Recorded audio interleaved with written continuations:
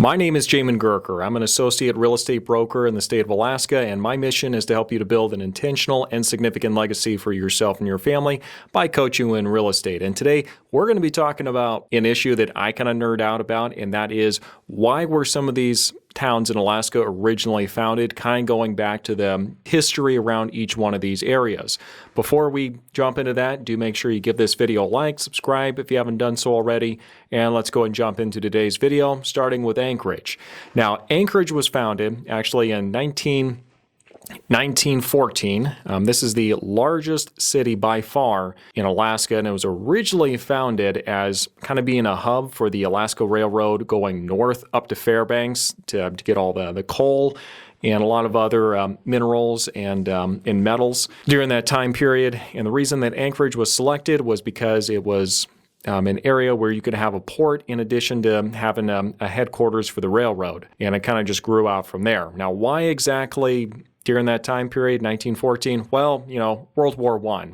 And the U.S. needed to have a good source of coal and other metals and everything else that they needed. So for that reason, they started paying more attention to the resources up here in Alaska. As we go through a lot of these other cities, you're going to find usually it's a result of some kind of war that sees the development of Alaska and makes the folks over in D.C. actually pay attention to all the resources at our disposal. So you'll see that pop up a couple times here. Now, the next two towns I'm going to be looking at is Palmer and Wasilla, and both of these are actually located in the Matsu Valley. And kind of the first recording of European explorers in this area was actually by James King back in 1775, and he actually thought it was the Kodiak River that you see there, right there. Yeah, he actually thought that was the Northwest Passage by which someone would be able to just sail a boat all the way through the continent. There was going to be some kind of big river, and it was pretty much going to be the Panama Canal without having to go and dig the Panama Canal. That was kind of the holy grail for explorers. And you can imagine the disappointment when they had someone go back a couple years later and they realized, hey, this is not the Northwest Passage. Additionally, the Russians actually went and established a mission over in the Kodiak village, which is kind of the southern part of Wasilla, back in 1835. Now, looking first at Wasilla, it was founded in 1917. Again, kind of going back to this World War I, big wartime theme here.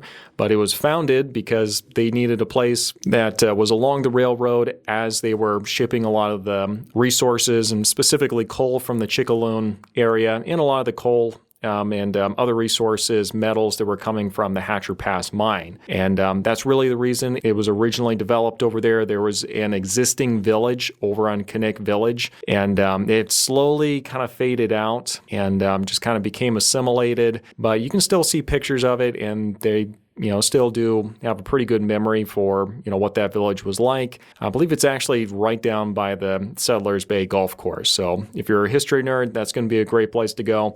I was actually reading through a report by, Kirk Stone with the U.S. Department of the Interior Bureau of Land Management, a report that he wrote back in 1950.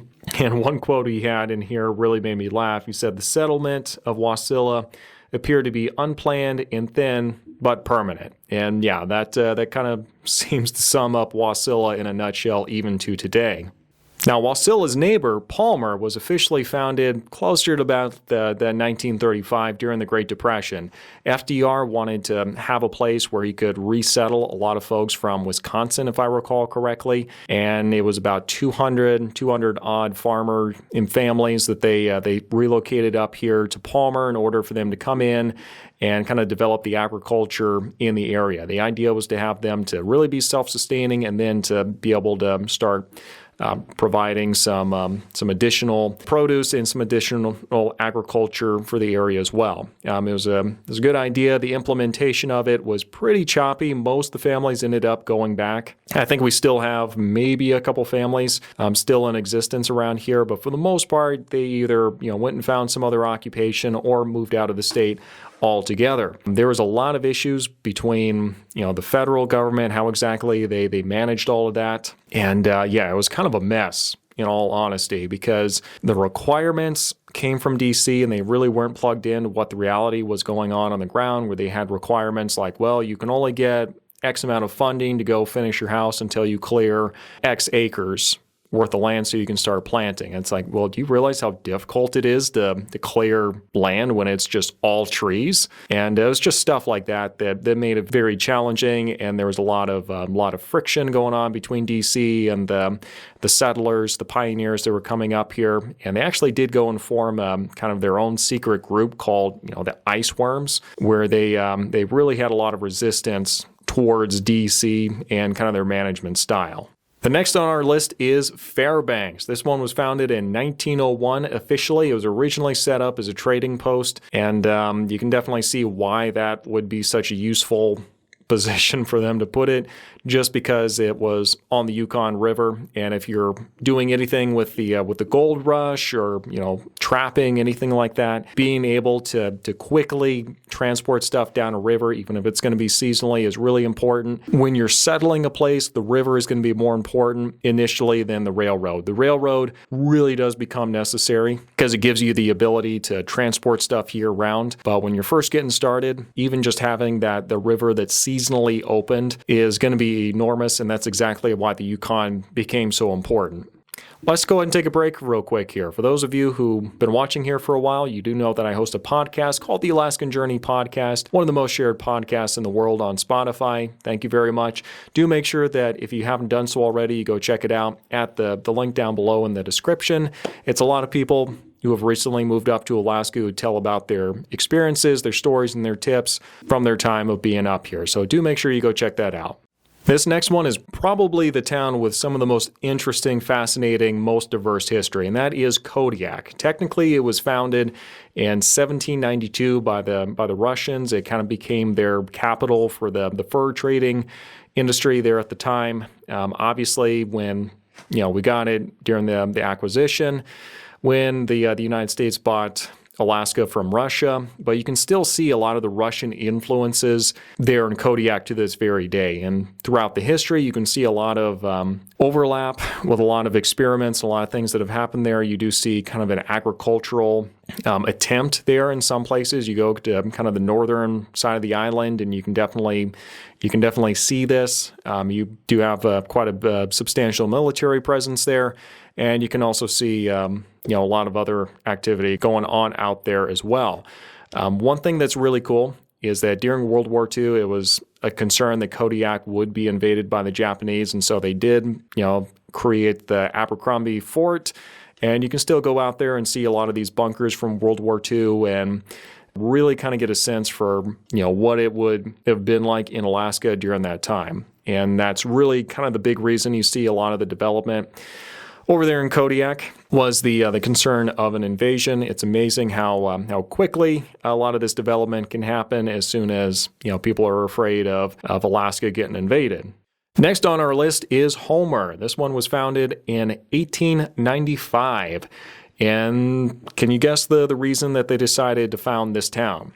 If your guess was because it was close and accessible to a lot of coal in the area, you would be correct. The Navy actually really wanted to see Homer developed because it provided a good source of accessible coal for them for kind of the northern Pacific Fleet. And that was initially kind of the big reason that they wanted to see the area developed. After that, it really just became an attraction for fishing, kind of commercial fishing, sports fishing, and tourism in that area. Those are kind of the big things right at the moment. Not a whole lot of coal mining going on in Homer these days. Last but not least on our list is Kenai. Now, Kenai was founded in 1791 by the Russians, and you guessed it, they wanted to have some kind of a fur trading post, and they actually went through the work to go and create a fortified post there, or you might say a fort. I believe it was actually called Fort Redoubt, if I do recall correctly.